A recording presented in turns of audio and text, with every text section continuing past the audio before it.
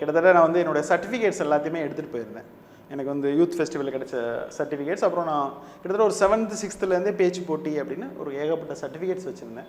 எல்லா சர்டிஃபிகேட்ஸும் எடுத்துகிட்டு நான் வந்து அவரை பார்க்க போனேன். கிட்டத்தட்ட காலையில் போயிட்டேன்.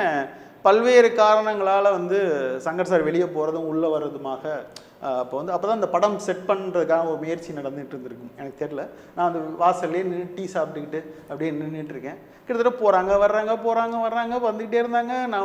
நான் தான் லென்ஸை விடிசின்னு சொன்ன பையன் அப்படி இப்படிலாம் சொல்கிறதுக்கெலாம் ஒரு சந்தர்ப்பமும் அங்கே கிடைக்கல. ஒரு சின்ன அப்பார்ட்மெண்ட்டு. ஸோ பதட்டமாக காலிலேருந்து நின்று அப்புறம் அந்த கார்னரில் இருக்க சந்திரபவனில் போய் ஒரு பரோட்டா சாப்பிட்டு வந்து நின்றுட்டு இருந்தேன். சாயங்காலம் கிட்டத்தட்ட ஒரு 6:30 மணி இருக்கும். அவர் 3 மணிக்கே வந்துட்டாங்க.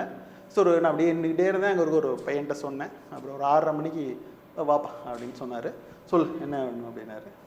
என்ன சார் விஜயன் சார் சொன்னாங்களே அப்படியா அப்படின்னோடனே என்ன அப்படின்னாரு. சர்டிஃபிகேட்லாம் கொடுத்தேன். அதெல்லாம் பார்த்தாரு.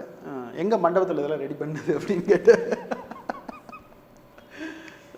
இல்லை சார் நான் தான் சார் வாங்கினேன். கவிதைலாம் எழுதுவியா அப்படின்னாரு. ஆமாம் சார் கவிதைலாம் எழுதுவேன் அப்படின்னு சொன்னேன்.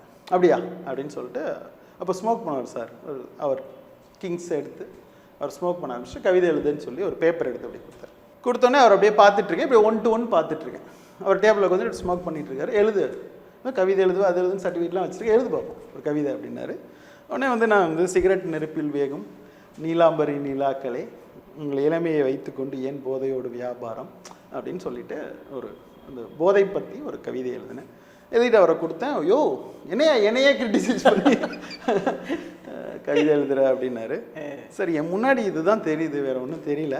ஸோ அதனால் உடனே எனக்கு அந்த சிகரெட் புகை தான் என் மேலே பட்டுச்சு. எனக்கு அதான் தோணுச்சு, அதான் சார் எழுதுனேன் அப்படின்னாரு. பரவாயில்ல கையெழுத்து நல்லா இருக்கே சார், நாளிலேருந்து வா அப்படின்னு சொல்லி வெங்கடேஷ் சார் அங்கே அசோசியேட் டைரக்டர் அவரை கூப்பிட்டாங்க. அன்னையிலேருந்து என்னோடய ஜேர்னி ஸ்டார்ட் ஆயிடுச்சு.